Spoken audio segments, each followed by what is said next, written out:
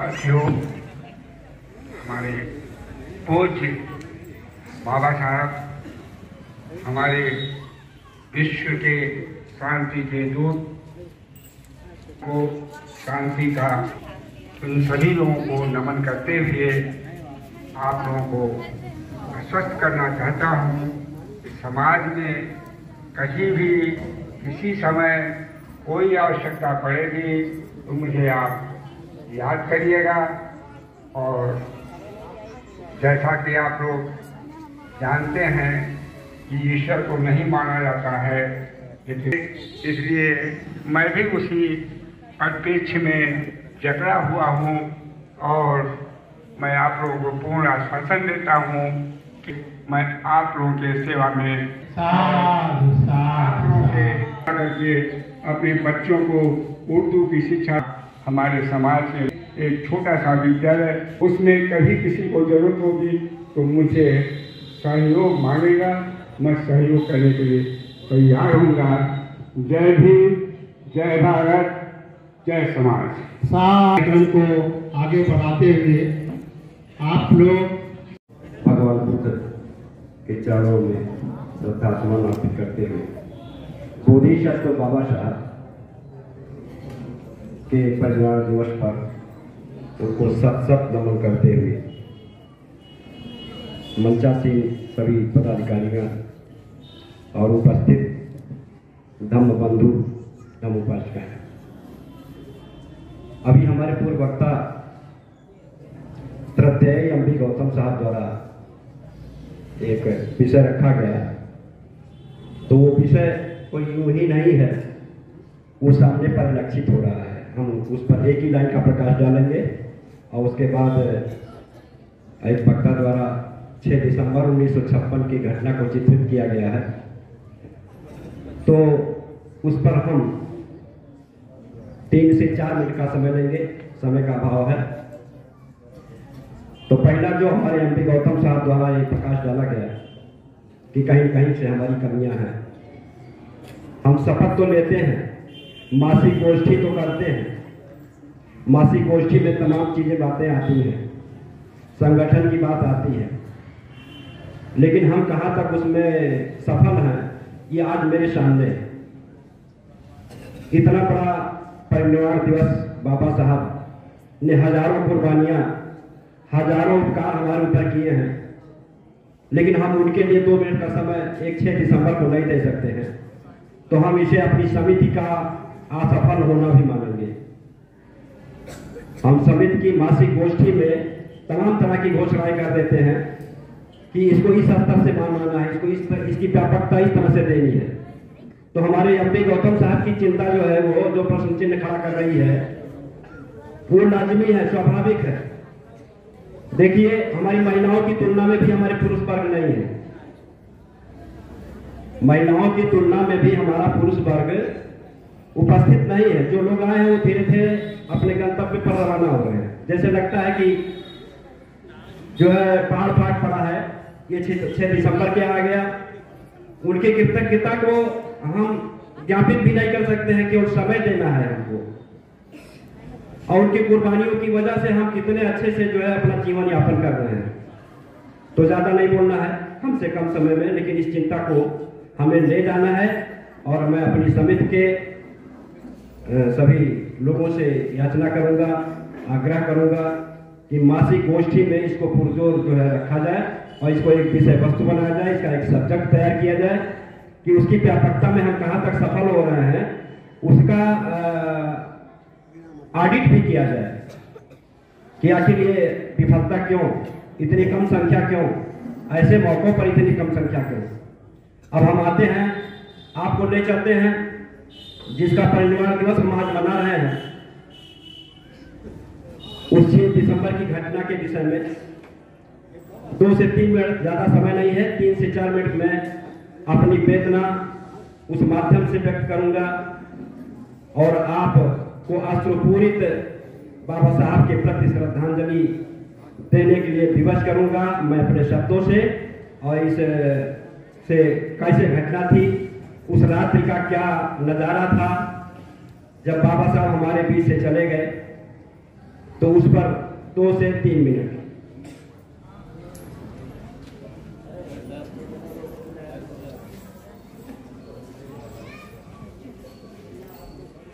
दिसंबर 1956 हम आपको ले चलते हैं दिल्ली से बंबई का नजारा दिखाते हैं।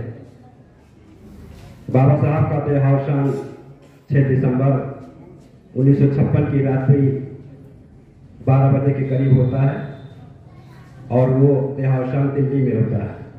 उनकी शव यात्रा चूंकि 14 का निर्णय लिया गया बॉम्बे में किया जाना था, तो उसका चित्रण 3 से 4 मिनट के अंदर आपके सामने। रात का सन्नाटा और अचानक दिल्ली, मुंबई, नागपुर में चारों ओर से फोन की घंटियां बज रही थी। राजभवन मौन था, संसद मौन थी, राष्ट्रपति भवन मौन था। हर कोई कशमकश में था कि ये क्या हो गया। कशमकश का अर्थ आप अंदाजा लगा सकते हैं। कशमकश का अर्थ ही है असमंजस की स्थिति, असमंजस में पड़े रहना। क्या ये घटना सत्य है? ये कशमकश था। इतने बड़े हादसे को भी लोग विश्वसनीयता नहीं पैदा हो रही थी। ये किसी बड़े हादसे और आपदा से कम नहीं था।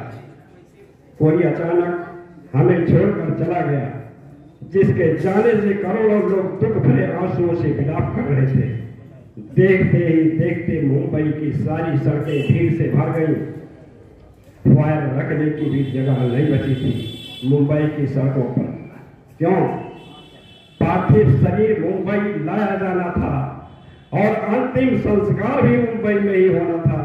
नागपुर, कानपुर, दिल्ली, चेन्नई, मद्रास, बंगलौर, संपूर्ण राष्ट्र से रेलगाड़ियों और बसों के बैठने की जगह नहीं थी। सब लोग बंबई की तरफ रवाना होना चाहते थे और अपने मसीहा को देखना चाहते थे, उसकी शव यात्रा में शामिल होना चाहते थे। देखते देखते अरब सागर वाली मुंबई जन सागर से भर जाती है। कौन था वो शख्स जिसके अंतिम दर्शन की लालसा में जन सैलाब रोते बिलखते मुंबई की ओर बढ़ रहा था? मेरे पिता चले गए, अब कौन है हमारा यहाँ? चंदन की चिता पर जब उसे रखा, लाखों दिल रुदन से जल रहे थे। अरब सागर अपने लहरों के साथ किनारों पर थपकता और लौट जाता, फिर थपकता और फिर लौट जाता। शायद अंतिम दर्शन के लिए ये लहरें भी कितनी व्याकुल थी। चिता जली और करोड़ों लोगों की आंखों से बरसने लगे आंसू। किसके लिए बरस रही थी ये आंखें? कौन था इन सब का पिता? किसकी जलती चिता को देखकर जल रहे थे करोड़ों दिनों के अग्निकुंड? कौन था यह जो छोड़ गया था इनके दिलों में आंधियां? कौन था वह जिसके नाम मात्र लेने से गरज उठी थी बिजलियां, मन से मस्तिष्क तक दौड़ जाता था ऊर्जा का प्रवाह? कौन था वह शख्स जिसने छीन लिया था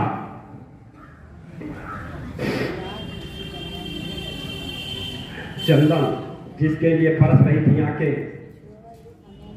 शान और आसमान की दास्तां की जंजीरें तोड़ने के लिए और हमें दिया प्रज्ञा का शस्त्र, भगवान बुद्ध का मार्ग दिया, शस्त्र दिया।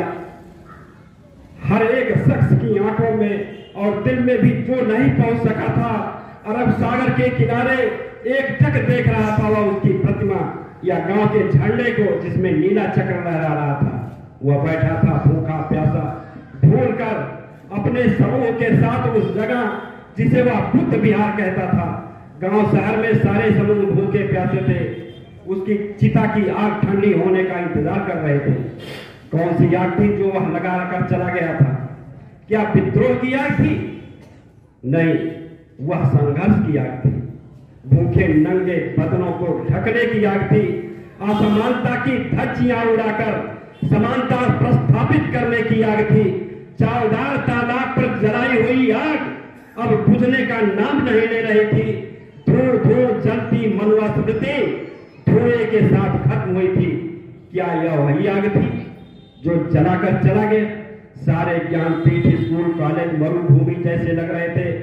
युवा युवतियों की कलकलाहट आज मौन थी, जिनके हाथ में कलम थमाई, शिक्षा का महत्व समझाया, जीने का मकसद दिया, राष्ट्र प्रेम के ओतप्रोत भावना जगाई।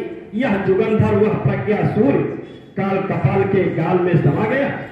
जिस प्रज्ञा तेज ने चेहरे पर रोशनियां बिखेरी थी, क्या वह अंधेरे में गुम हो जाएगा? ये बड़ी अजीब कसमसकर थी। भारत का महान पत्रकार, महान दूरदृष्टा, अर्थशास्त्री क्या दृष्टि से ओझल हो जाएगा? ऐसी आशंका प्रति दिलों में धड़क रही थी। सारे मिल कारखाने जैसे हड़ताल चल रही हो। सुबह शाम आवाज दे करके जगाने वाली चिमनियां वो शांत चुपचाप हो गई थी। खेतों में हल चला रहा किसान अपना हल नहीं चला पा रहा था। सारे या फिर सारे कोर्ट सारी कचहरियां सुनी हो गई थी, जैसे सुना हो जाता है सारी चीजें सुनसान होती। इसका उदाहरण मैं कैसे दूं आपको? मैं तो यही कहूंगा, जैसे अपनी बेटी को विदा करने का बाप का आंगन सूना हो जाता है, ठीक वही दशा हमारे बाबा साहब के जाने के बाद इस राष्ट्र गुरु की आंगन का रूप था। जबरन जो आंदोलन की थी वही तो था आधुनिक भारत का मसीहा। सारे मिलों कारखानों पर होती थी जो हड़तालें, आंदोलन अपने अधिकारों के लिए, उसकी प्रेरणा भी तो वही था जिसने मजदूरों को अपना स्वतंत्र पक्ष दिया। संविधान में लिख दी वह सभी बातें जिसने किसानों, खेतिहर मजदूरों के जीवन में खुशियां बिखेरी थी। कोई विश्वास भी करने को तैयार नहीं था। लोग कह रहे थे अभी तो यह बाबा साहब, अरे अभी तो बाबा साहब की गाड़ी यहां रुकी थी, बाबा साहब की गाड़ी उतरे थे, अभी सफेद पोशाक में देखो, अभी बाबा साहब के पंचशील दिए थे, 22 प्रतिज्ञाओं की गोल अभी आसमान में ही तो गूंज रही थी। वो शांत होने से पहले बाबा साहब शांत नहीं हो सकते हैं। मैं इस लाइन पर अपना प्रकाश डालूंगा कि बाबा साहब 22 प्रतिज्ञा देकर गए, लेकिन वो आज की तारीख में कितना अनुषांगिक है, कितना प्रासंगिक है, और हम उनके उस कदम चिन्हों पर कितना चल रहे हैं, ये हमको अपने आप में परीक्षा करना होगा, आत्मसात करना होगा, कंसंट्रेशन करना होगा। जबकि आज ये दौर चल रहा है, एक चिराग, एक लौ फूटी है 22 प्रतिज्ञाओं के संबंध में। मैं ये नहीं कहूंगा कि आप सार्वजनिक स्थानों पर 22 प्रतिज्ञाओं को आप उजागर करें, लेकिन हमारे वक्ताओं द्वारा अभी कहा गया कि अगर उनकी चीजों को आप आत्मसात करो, उनकी चीजों को आप कंसंट्रेट करो, उनकी चीजों को आप फॉलो करो, तो जरूरी नहीं है सार्वजनिक स्थानों पर बोलना, लेकिन 22 प्रतिज्ञाओं को कदम टू कदम, पॉइंट टू पॉइंट, मेरी महिलाओं से भी आग्रह है, मुझे अपने महिलाओं से भी ये याचना है, हाथ जोड़ करके निवेदन है कि 22 प्रतिज्ञाओं को अपने आप में आत्मसात करो। इसका पथराव अगर आएगा तो निश्चित रूप से आपसे ही आएगा। ज्यादा नहीं, मानवता के रास्ते पर भगवान बाबा साहब बोधिसत्व के विषय में मैं यही कहूंगा, जहां कभी सूर्यास्त नहीं होगा, सूर्यास्त नहीं होगा, सूर्यास्त नहीं होगा। हमारे बाबा साहब के 22 प्रतिज्ञाओं पर अगर आप चल पड़ते हो तो निश्चित रूप से उनका बौद्धमय भारत, बौद्धमय सपना जो था भारत का, वो निश्चित रूप से साकार होगा। इन्हीं बिंदुओं के साथ बाबा साहब के परिवार निर्माण को मैंने इस तरह से चित्रित किया, और आंसू मेरे भी नहीं थमे। मैं लगता है कि ये आंसू आपके भी नहीं थमेंगे अगर आप उनको अपनी तरह से अध्ययन करके आप साथ कर लोगे तो। जय भीम, जय भारत, जय संविधान।